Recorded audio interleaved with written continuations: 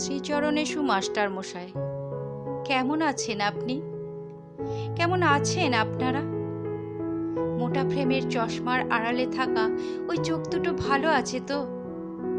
ওই চোখ দুটো ছিল ভীষণ দুর্দান্ত, যার সামনে আমাদের সমস্ত লুকোছাপা ধরা পড়ে যেত অনায়াসে। আপনার হাতে থাকা লাঠিটা ভালো আছে মাস্টার মশাই, নাকি হারিয়ে যাচ্ছে ক্রমশ? এখনো পড়াতে পড়াতে ঘুমিয়ে পড়েন আগের মতো? অঙ্ক কষতে দিয়ে দু চোখ বুজে আসতে চায়? কত হেসেছি, কত টিপ্পনি কেটেছি আড়ালে, কিন্তু কখনো বুঝতে চাইনি মাস্টার মশাইরাও তো মানুষ। সকালে প্রেয়ারের লাইনে শুরু হতো আপনাদের কথা, লাইন করে দাঁড়াও, লাইনে দাঁড়িয়ে কোনো কথা বলবে না, হাতের নখ কাটুনি কেন, পায়ের জুতো নোংরা কেন, পরিষ্কার ড্রেস পরে আসবে। তারপর বাংলা, ইতিহাস, অঙ্ক, ভূগোল, পড়া পড়া আর পড়া। পড়াতে পড়াতে কখনো কেশে নিচ্ছেন, কখনো বা ভাবছেন চুপ করে থাকা, লুকিয়ে থাকা কিংবা পিছিয়ে পড়া ছাত্রগুলোর কথা। সস্নেহে পিঠে রেখেছেন হাত।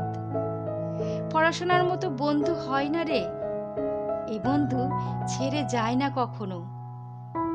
যেবার ধর্ম ধর্ম বলে বন্ধ হলো দোকান, রাস্তায় নামলো পুলিশ, তখন আপনি বলেছিলেন, ওরে বেটা, আগে মানুষ হয়ে দেখা। শিবু আর মহিমের রক্ত কি আলাদা রে? বন্ধুরা আবার জাত হয়? মাসের পর মাস, বছরের পর বছর, যুগের পর যুগ পড়িয়েছেন, বুঝিয়েছেন।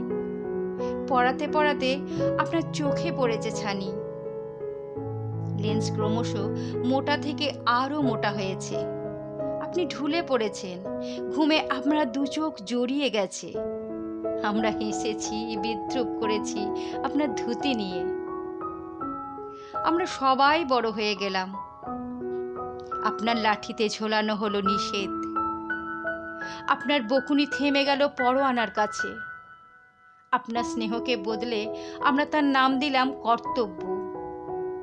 তবুও যখন পিছন ফিরে তাকাই, দেখি আমার ধুতি আর সুতির পাঞ্জাবি পরা মাস্টার মশাইকে। আপনি আবার হাতে লাঠি তুলে নিন মাস্টার মশাই। আমাদের পরবর্তী প্রজন্মকে প্রথমেই যে মানুষ বানাতে হবে